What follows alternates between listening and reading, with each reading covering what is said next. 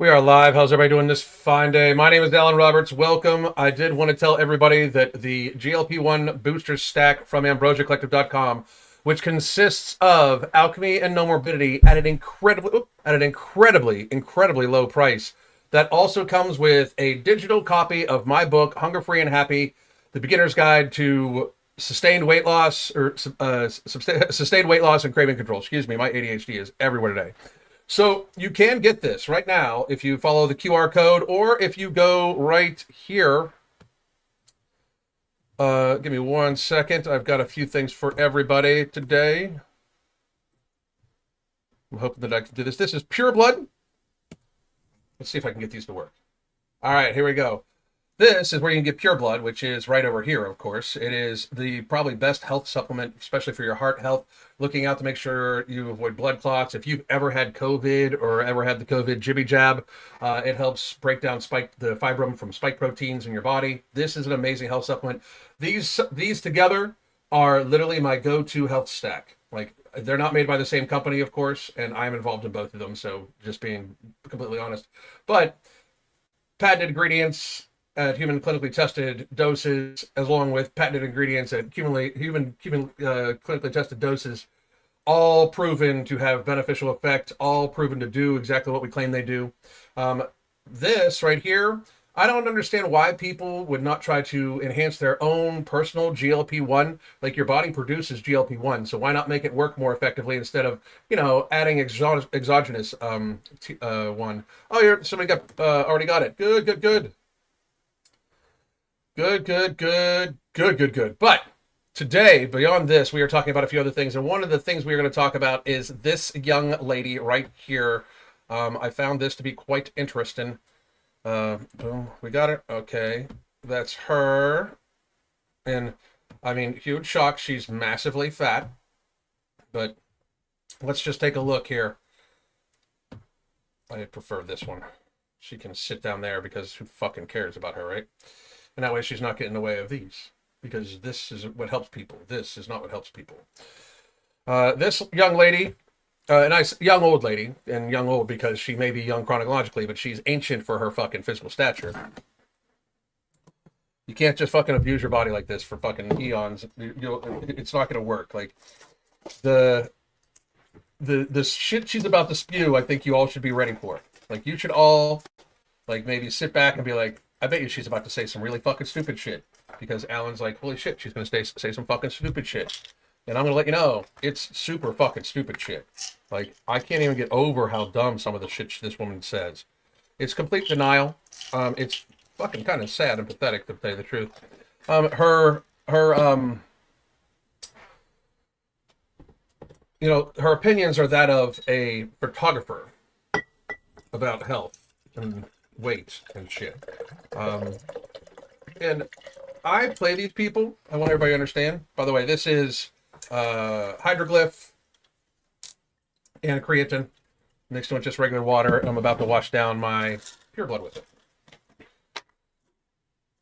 And I've already taken my alchemy, which is right over here. I've already taken alchemy, and I've already taken Nomo today. So I'm in like Flynn, no hunger at all, like zero hunger. Plus, and I haven't eaten any food today. So, and you can discover stuff like this in the book, Hunger Free and Happy, which, by the way, you can get on Amazon also. If you don't want to get the stack, you can get it on Amazon.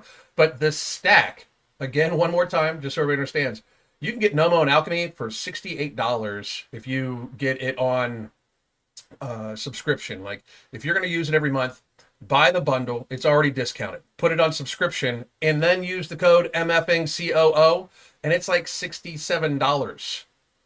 For Nomo and Alchemy for the month. You will save more money on food you don't eat than $67. I can fucking almost guarantee it.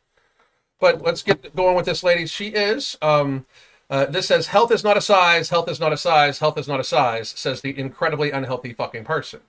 Like, this is where I don't understand any of this shit. Like, I don't get it, right? And I actually need to blow her up a little bit more. So that's too small. There we go. Now you can fucking see this loon bag in her full fucking grace. Let's listen. And it has nothing to do if you are queer, if Being fat sucks right now, and it has nothing Being fat sucks all the fucking time. You know why? Because you're fat. to do with me being fat. It has everything to do with how people treat me and my body size. Also about the messages I've been told. If you're fat, you don't treat yourself well. Why should other people? Like, for real. Like, if you're fat, like, look how fucking fat this woman is. You think that this comes from a place of self-love? Like, you think she treats herself well? You don't, like, she's in complete denial about everything. Like, every time this woman has to hold her breath to tie her fucking shoes, like, she doesn't, she, like, has to suppress shit, you know?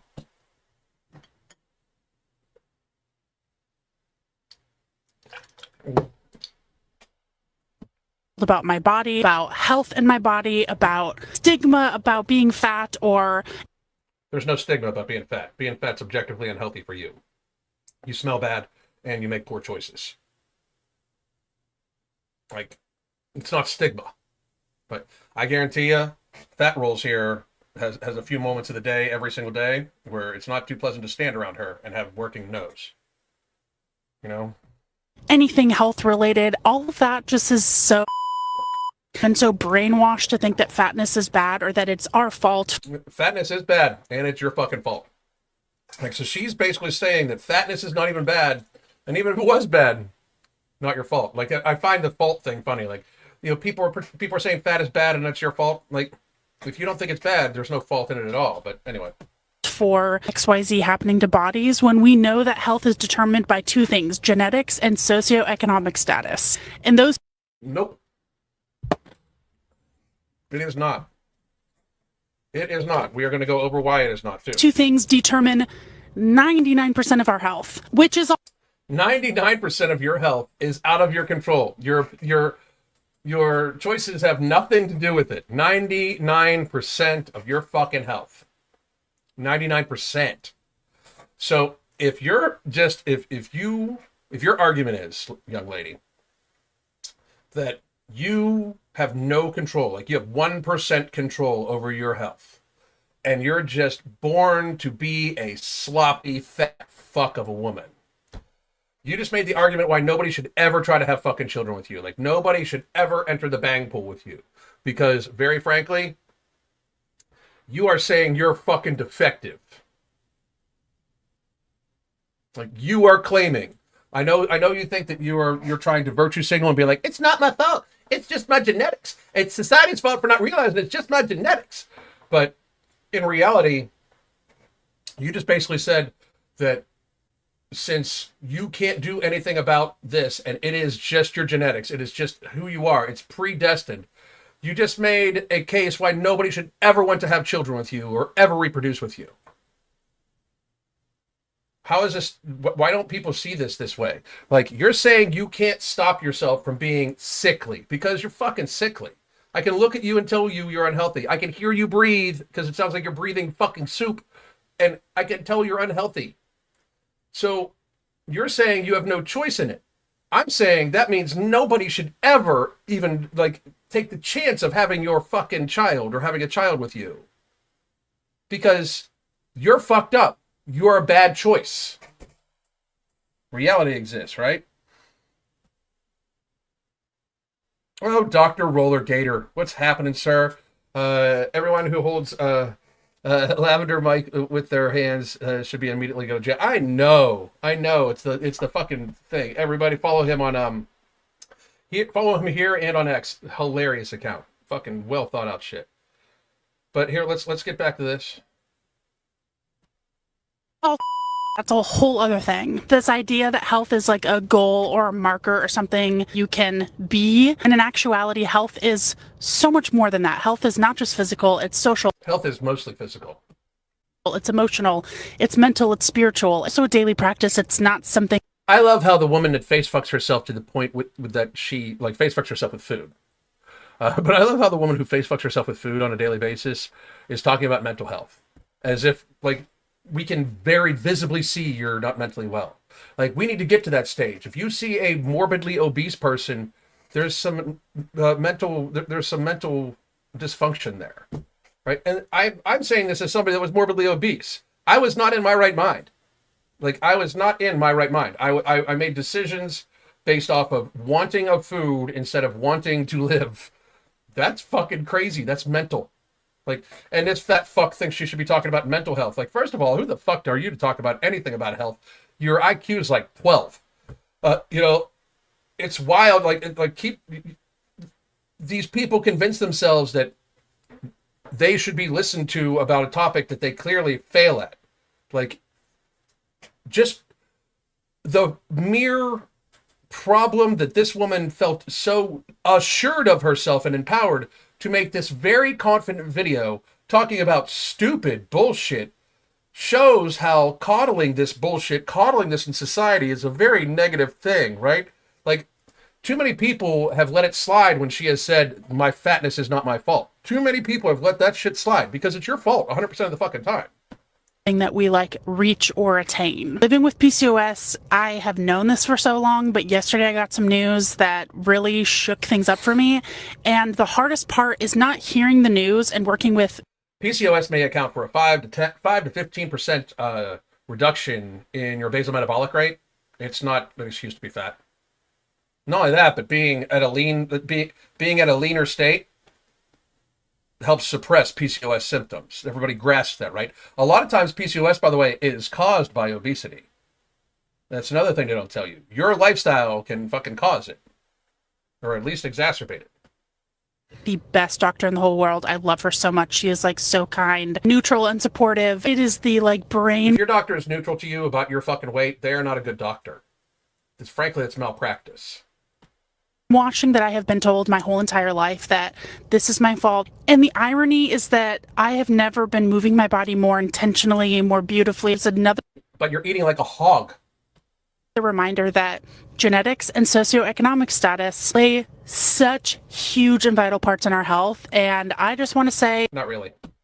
It's really hard for so many reasons being fat right now. And I'm a big fan of saying, fuck what other people think. If someone's going to judge you for wearing a crop top, they're going to judge you for wearing a one-piece swimsuit. So I don't need to live my life according to how other people see me, but also.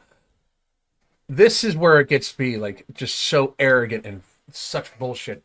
This is why I say, okay, but let's do it this way. Anything lifestyle related, any chronic illness that you develop that could be considered lifestyle related, you pay for 100% out of your own fucking pocket. It's amazing to me how people act like, you know, she's talking about how fucked up she is. Who do you think fucking supports that shit? Everybody. 50% of the population uses about 90%, of our total yearly healthcare burden. The new statistics came out and said we have about $5.3 trillion per year healthcare burden. $5.3 trillion per year. That's fucking insane for healthcare burden. 90% of which, according to the CDC, is from chronic illness and mental illness. About 86% of all of that is considered to be lifestyle choice related. So people making lifestyle choices are wasting about $4 trillion fucking dollars for everybody else, right? Everybody's insurance premiums would go down like $7,800 a fucking year, right? Like hundreds of dollars a month, people's burden would go down if people had to pay for their own lifestyle-driven chronic illnesses. And everybody's like, oh my God, but what about them? They're making choices. What about them? If they have freedom of choice to fucking glutton themselves to the point where they can't see their own fucking private parts, they have freedom of choice to realize that they got to pay for all the fucking shit that comes along with that out of their own goddamn pocket. It's gotten to the point where it's just fucking wild to me that we've gotten to this stage. Just so fucked up. But I also, and here it is in case anybody, and by the way, wait, no, I almost just shared the wrong thing again. Goddamn.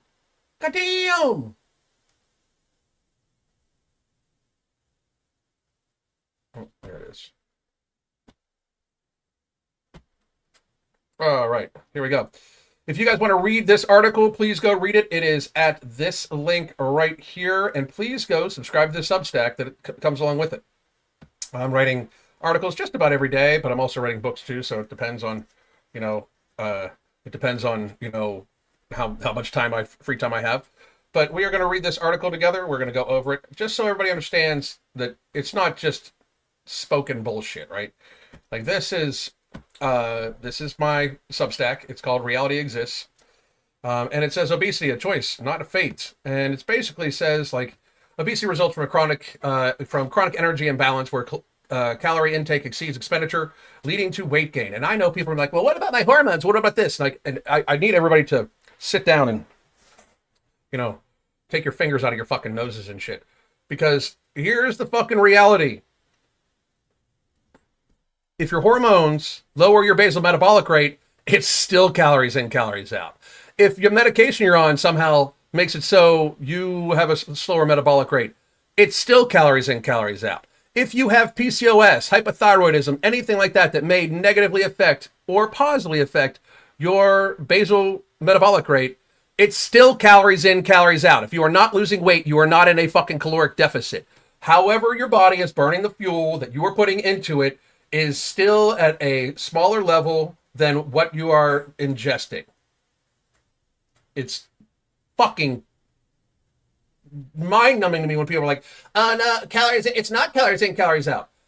It's absolutely is. Are there a lot of factors involved? Yes. Is PCOS one of them? Yes. Is hypothyroidism? Yes. Maybe 5 to 10% of your basal metabolic rate. Nobody is doomed to be morbidly obese by genetics. Not one fucking person could not be morbidly obese on the fucking planet. It's so mind-numbing, right? Like a 2008 study found that physical activity can offset the effects of the FTO gene, and that's a common genetic variant that is linked to obesity. So if exercise can counteract the obesity genetics, why the fuck aren't you thin? Oh, because you don't exercise, because you're a lazy fuck. I understand. It's so fucking crazy. If you look at it, it's high. We have a high calorie, low nutrient food diet that contributes to weight gain, physical inactivity, sedentary lifestyles. People get insufficient sleep because they're too busy fucking scrolling on TikTok, and people are stressed like a motherfucker, and she has every right to be stressed because, very frankly, she's fucking 350 fucking pounds. It would be stressful just to fucking exist that way because, well, you're trying to kill yourself daily with food. I always hear all the time, food deserts, as a problem. Food deserts are geographic areas with limited access to affordable, healthy food are often cited as a major cause of obesity. However, research suggests their impact is overstated. A 2018 analysis urged that food deserts do not directly cause obesity, though they pose challenges. A study from the University of Texas of San Antonio found that while living in food deserts increases obesity risk, personal choices about portion sizes and food selection can counteract this. So personal choices, personal responsibility. In food deserts, affordable staples like beans and rice are nearly universally available and provide high nutritional value at low cost. For example, a pound of dried beans costs about $1 to $2 and can provide multiple servings of protein and fiber. By choosing to eat less and prioritize these options over processed food, individuals can manage their weight regardless of their environment. The key is calorie balance. Consuming fewer calories than expected leads to weight loss, even if food is not healthy. This underscores the personal responsibility can overcome environmental barriers. And I know a lot of people are going to be like, oh, just beans and rice, just beans and rice, just beans and rice. Yes. If you're fat and you can't afford other healthy foods and it's just beans and rice, then it's just beans and rice. Because we need to stop getting past this like, well, the person needs to enjoy themselves too. They need to enjoy themselves. We need to make sure that we need to enjoy ourselves with food. No, you enjoyed yourself enough. You're fat as fuck, motherfucker. Like, you enjoyed yourself too much already. You don't need any more fucking enjoyment with food, frankly. If you've made it to the point where your body's being damaged by how big it is, you fucking enjoyed food way too much already. It's fucking wild to me that people are like, oh, but so you don't want them to enjoy life at all? Frankly, you've enjoyed life too much. And no, frankly, as long as you are disproportionately burdening society, I don't give a fuck about your enjoyment. Enjoy shit when you're not disproportionately burdening me. I'm sorry if that hurts people's feelings too, but you are disproportionately burdening all of society. I don't give a fuck about your enjoyment. I just don't. You put your enjoyment in front of everything, including your own fucking health. We don't have to accept it.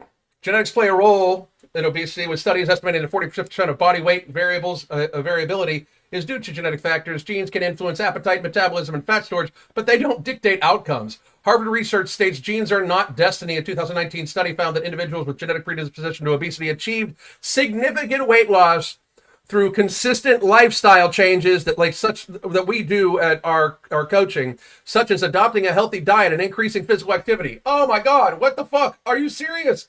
Eating healthy and moving your body more might fucking prevent you from falling victim to your fucking genetics. No goddamn shit. For individuals with genetic variants that increase appetite, can practice portion control and use strategies like meal planning to manage intake, or you can follow Hunger Free and Happy and use No Morbidity and Alchemy. And Hunger Free and Happy actually has a chapter in it that talks about using No Morbidity and Alchemy also, by the way. But it has everything. You go through sleep, stress relief, hydration, proper physical activity, mindful eating of whole foods, those sorts of things. It is a step-by-step guide along with 7-day challenges and tips for every single possible thing that comes up. You should check it out.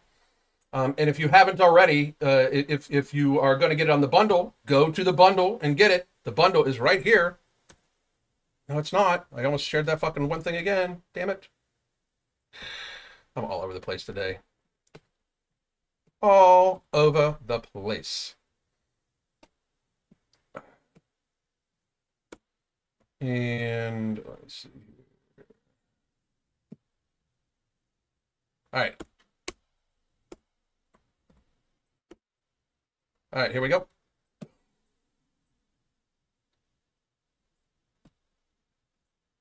There you go. One more time. This is where you get pure blood, which is right over there. Here is the second one, is the GLP-1 boosting stack right here. And then 3 months coaching, 6 months coaching are the deals we have available right now. So please do check those out. But then once again, we talk about this stuff in our coaching a lot, you know?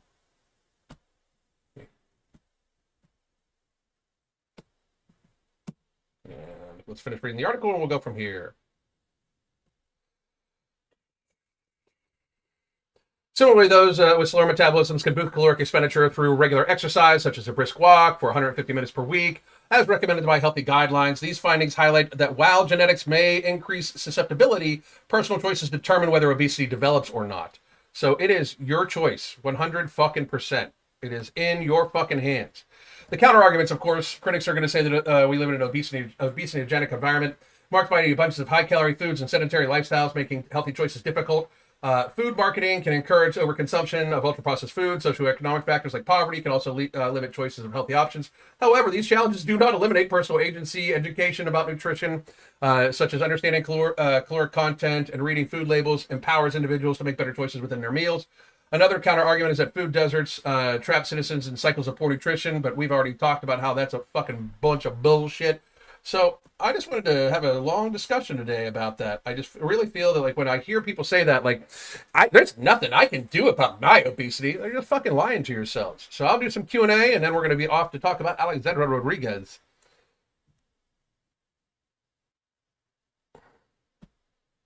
Why would you want some money for me talking?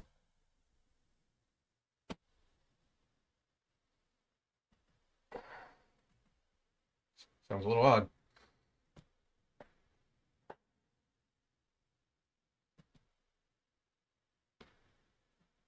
Do I filter my water at home? Yes, we have a gravity filter from 4Patriot.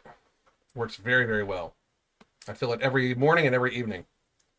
Makes about 3 gallons of water a day.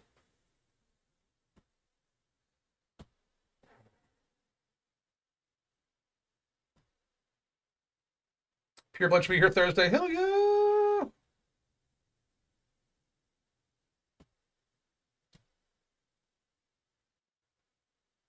Alright.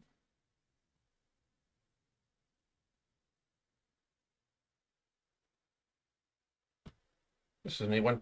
I got 50 pounds overweight because it was my fault and my choices. That's right. That's right. Good for you for accepting it. That's awesome.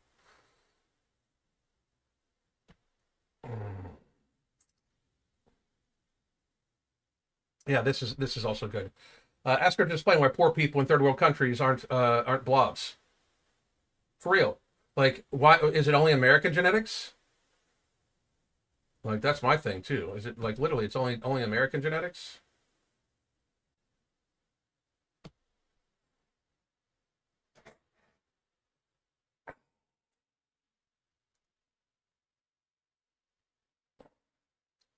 What do I think causes PCOS?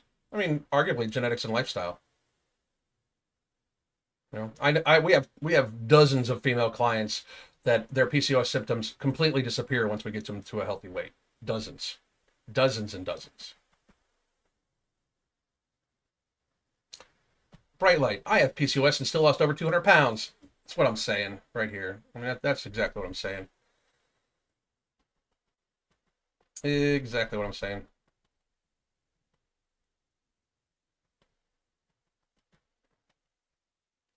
Huh.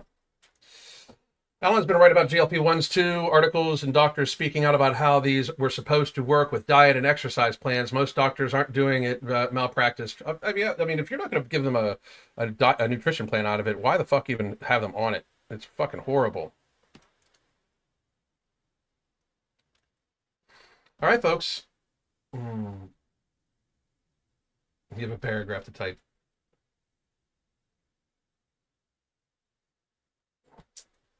How much does a gravity filter cost? I think it was like $200 the last time I got it, with like a year's worth of filters, something like that. I'll put a link up soon.